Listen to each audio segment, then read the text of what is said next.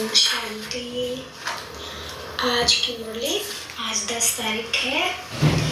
आज 10 तारीख की मुरली बाबा क्या कहते हैं, मीठे बच्चे श्रेष्ठ बनने के लिए सदा श्रीमत पर चलते रहो। लक्ष्मी नारायण भी श्रीमत से इतने श्रेष्ठ बने हैं। कौन बना है श्रीमत से श्रेष्ठ? लक्ष्मी नारायण।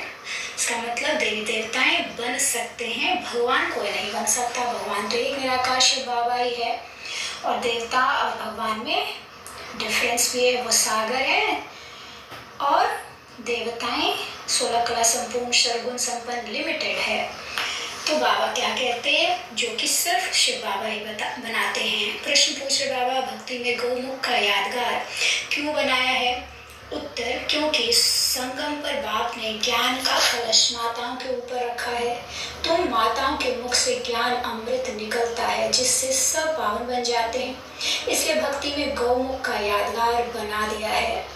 तुम गौ माताएं हो, तुम ही सबकी मनोकामनाएं पूर्ण करते हो, इसलिए यादगार बने हुए हैं। हमको बाबा, हम माताओं को बाबा क्या कहे, तुम गौमुख हो, तुम्हारे द्वारा ही ज्ञान गंगा निकली। गीत है, नैनहीन को राह दिखाओ प्रभु जी। ओम शांति। आज बाबा कहते, बच्चों ने गीत सुना, भक्ति मार्ग वाले बच्चे बाप को पुकारते हैं कि हम जो नैनहीन बुद्धिहीन हो गए, बन गए हैं, हमें राह बताओ हे प्रभु जी।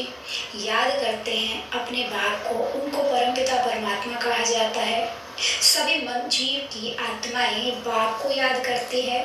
हम इस पतित दुनिया में बहुत दुखी हैं, दर दर धक्के खाते रहते हैं। जहाँ भी जाते हैं उनके ऑक्यूपेशन का बहुत किसी को भी कुछ भी पता नहीं है। हम किसके पास जा रहे हैं? शिव के मंदिर में जाते हैं, परंतु उनको पता ही नहीं है कि शिव कौन है। जहाँ भी जाएंगे जाकर माथा टेकेंगे, जानते नहीं कि वह कौन है, कब आए थे। लक्ष्मी नारायण के मंदिर में भी जाते हैं, लेकिन जानते नहीं कि यह कब आए, कैसे राज्य किया, कुछ भी पता नहीं। नीलवारा मंदिर में जाते हैं, वहाँ आदिदेव बैठा है, परंतु जानते नहीं यह कौन है। जगदम्बा के पास जाते हैं, परंतु वह कब आई, क्या किया, कुछ नहीं जानते। सिर्फ जाकर माथा टेकते हैं, प्रार्थना करते हैं, बच्चा दो, यह दो, वह दो, जानते कुछ भी नहीं। गौमुख पर जाते हैं, कितनी मेहनत करके सीढ़ी उतरते चढ़ते हैं, पता कुछ भी नहीं है कि वहाँ क्या रखा है। एक पत्थर का गौ का मुख बनाया है। कहते हैं गंगोत्री में, भक्ति मार्ग में है ना, वहाँ पत्थर का मुख बना हुआ है। कहते हैं गौ के मुख से गंगा जल निकलता है। अब जानवर के मुख से अमृत थोड़े ही निकल सकता है। कितनी बड़ी बात है। बाबा ने क्या कहा, जानवर के मुंह से गंगा जल कैसे निकल सकता है। तीर्थों पर जाते हैं, किसके भी ऑक्यूपेशन को बिल्कुल भी नहीं जानते कि यह कब आए, क्या किया। हम क्यों जाते हैं पूजने के लिए? बुद्धिहीन होने कारण ही भगवान को पुकारते रहते। जो देखा, जो सुना, कर लिया, और फिर उससे हाथ कुछ नहीं आया तो भगवान को फिर पुकारने लगे, भगवान छुड़ाओ, दुख से छुड़ाओ, पाप से छुड़ाओ। तो बाबा क्या कह रहे हैं कि क्या करते, मनुष्य के 3 बाप है ना। बुद्धिहीन होने के कारण पुकारते, प्रभु जी आओ। किसको बुलाते हैं? हे बाबा, क्यों? वह सबका बाप है। क्यों बुलाते हैं हे बाबा? क्यों सबका पिता है। मनुष्य के 3 बाप कहे जाते हैं। एक है आत्मा का बाप शिव, दूसरा सारे मनुष्य सृष्टि अथवा मनुष्य सृजने का रचता प्रजापिता ब्रह्मा, तीसरा फिर लौकिक इस शरीर का पिता। भक्त भी एक भगवान को याद करते हैं कि नैनहीन को आकर राह दिखाओ, जो हम सदा ऐसे बने हैं। यह कलयुग तो है ही दुख धाम, सतयुग है सुख धाम, और जहाँ से हम आत्माएं पाठ बजाने आती हैं उनका शांति धाम कहा जाता है। आत्मा को यह शरीर रूपी बाजा अथवा यह अतीन्द्रिय कर्मेंद्रिय यहाँ मिलता है। ये जो हमारा शरीर है, ये जो हमारी कर्मेंद्रियाँ, ये हमें यहाँ मिलता है पाठ बजाने के लिए, जिससे आत्मा कर्म करती है। आत्मा तो है ही अविनाशी, शरीर है विनाशी। आत्मा है परम पारलौकिक परम पिता परमात्मा की संतान, शरीर है लौकिक बाप की संतान। आत्मा का बाप एक ही है, उनको याद करने से वर्षा मिलता है। शिव बाबा को, आत्मा का पिता को याद करेंगे तो क्या मिलेगा? ज्ञान गुण शक्ति गुण क्या क्या है हमारे? पवित्रता, प्रेम, सुख, शांति, आनंद और शक्तियाँ, अष्ट शक्तियाँ सहन करने की, समाने की, सहयोग करने की, परखने की, निर्णय करने की, सामना करने की, समेटने की, ये सारी सहन करने की सारी शक्तियाँ जो हैं हमारी, यह बाबा से मिलती है, जिससे हम बड़े से बड़े प्रॉब्लम से को भी फेस करके उससे जीत लेते हैं, हमारा जीत बन जाते हैं और विकारों पर जीत पाकर निर्विकारी बनकर अथाह धन संपत्ति के मालिक स्वर्ग में जाकर बन जाते हैं। तो बेहद के शांति और सुख का वर्षा कोई मनुष्य मात्र से मिल ही नहीं सकता, चाहे कोई भी हो। ब्रह्मा विष्णु शंकर को भी देवता कहा जाता है। परमात्मा एक ही शिव है, उन देवताओं से भी हमें ये बेहद का वर्षा नहीं मिलेगा। किनसे? ब्रह्मा विष्णु शंकर से भी हमें नहीं मिलता, ब्रह्मा द्वारा शिव बाबा हमें देता है। क्यों? क्योंकि परमात्मा एक शिव है। शिव परमात्माए नमः, ब्रह्मा परमात्माए नमः नहीं कहेंगे तो यह भी जो मंदिर आते हैं उनके ऑक्यूपेशन को कोई नहीं जानते। ऊंचते ऊंच परमपिता परमात्मा शिव है। फिर रचना रचते हैं ब्रह्मा विष्णु शंकर की। शिव निराकार अलग है, शंकर आकारी देवता है। परमात्मा एक ही है, यह पहेली अच्छी रीति समझाना चाहिए। ये हमको बहुत अच्छे से समझना है। बाकी सब शरीरधारी है, हालांकि शंकर स्थूल शरीर नहीं है, उनका सूक्ष्म शरीर है, लाइट का शरीर है। लेकिन बाकी ब्रह्मा का भी स्थूल शरीर है और विष्णु भी सतयुग में शरीरधारी होंगे। शरीर का भान नहीं होगा, देह का भान नहीं होगा सतयुग में, लेकिन होंगे शरीरधारी। तो शरीरधारी कभी भी भगवान नहीं हो सकते। निराकार के अलावा कोई भगवान नहीं है। इसीलिए शिव परमात्मा कहते हैं। परमात्मा तो एक है, यह पहले अच्छी रीति समझाना है। पहले तो बाप को जानना चाहिए। जो बाप स्वर्ग का रचता है, मनुष्य तो भक्ति में धक्के खाते रहते हैं। लक्ष्मी नारायण तो हैं स्वर्ग के मालिक, वहाँ तो सदैव सुख ही सुख है, यहाँ सभी दुखी हैं। यह दुनिया ही पतित है। सतयुग में भारत पवित्र गृहस्थ आश्रम था। यथा राजा रानी तथा प्रजा सब पावन थे। जैसे राजा रानी थे वैसे ही प्रजा भी थी। पतित को पावन बनाने वाला एक ही परमात्मा है। राधे कृष्ण सतयुग के प्रिंसेस हैं, जो स्वयं बर्बाद लक्ष्मी नारायण बनते हैं। स्वर्ग को कहा जाता है शिवालय। अब बाप सबको पावन बना रहे हैं इन भारत माताओं द्वारा, जिन्हों पर ही ज्ञान का कलश रखा जाता है। भारत में पवित्र राज्य था, अब यह पवित्र राज्य गृहस्थ धर्म के बदले गृहस्थ अधर्म हो गया है। क्यों? अभी विकारी हो गए हम, तो गृहस्थ धर्म क्या हो गया? अधर्म बन गया। फिर बाप आकर पावन बनाते हैं। हर कोई सिर्फ अपने स्वार्थ से कार्य कर रहा है, इसलिए वो अधर्म हो गया।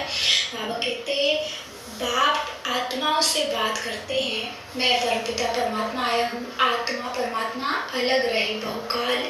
सुंदर मेला तब लगा जब सतगुरु मिला दलाल।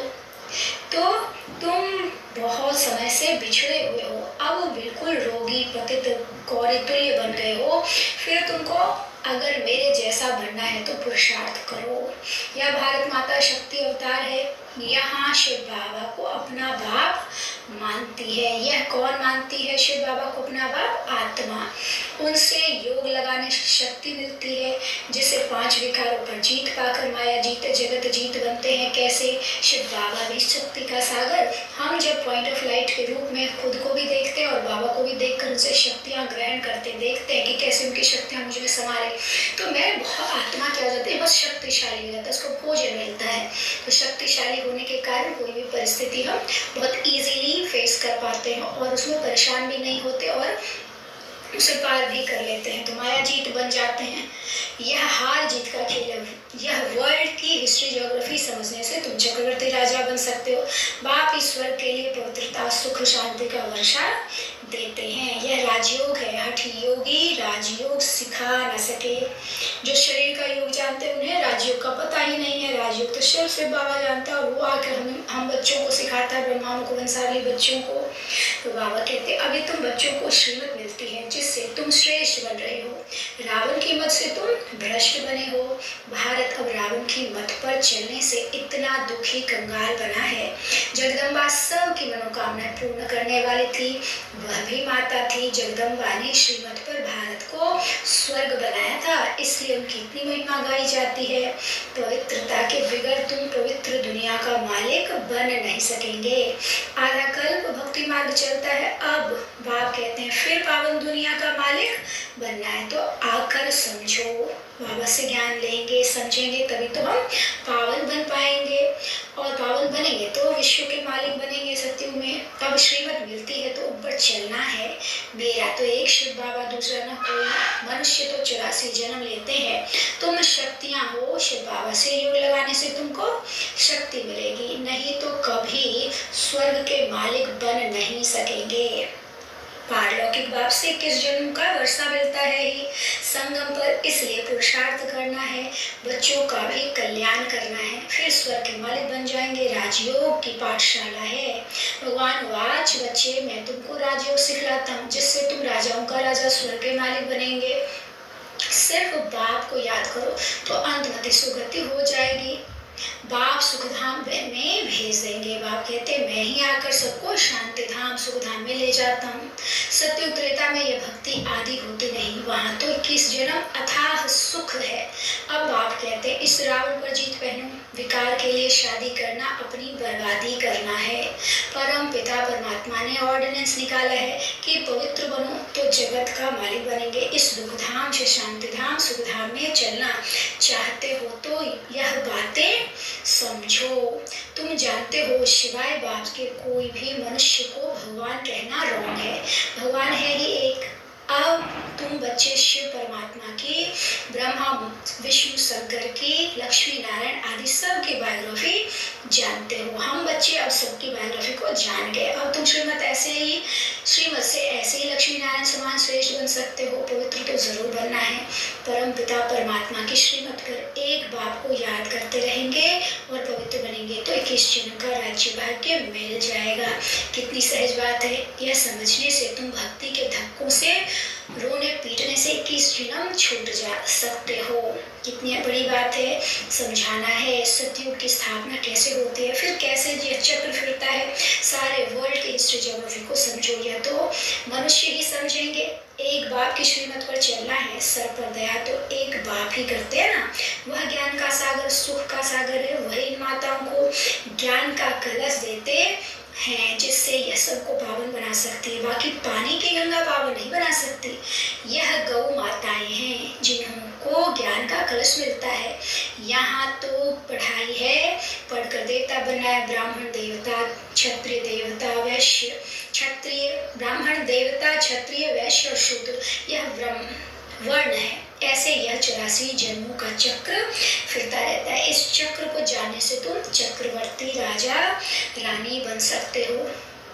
अच्छा, बाप दादा और मीठी मीठी जगदम्बा माँ का सिखी लदे बच्चों प्रति याद प्यार और गुड मॉर्निंग। रूहानी बाप की रूहानी बच्चों को नमस्ते। हम रूहानी बच्चों की रूहानी बाप दादा को नमस्ते। बाबा नमस्ते।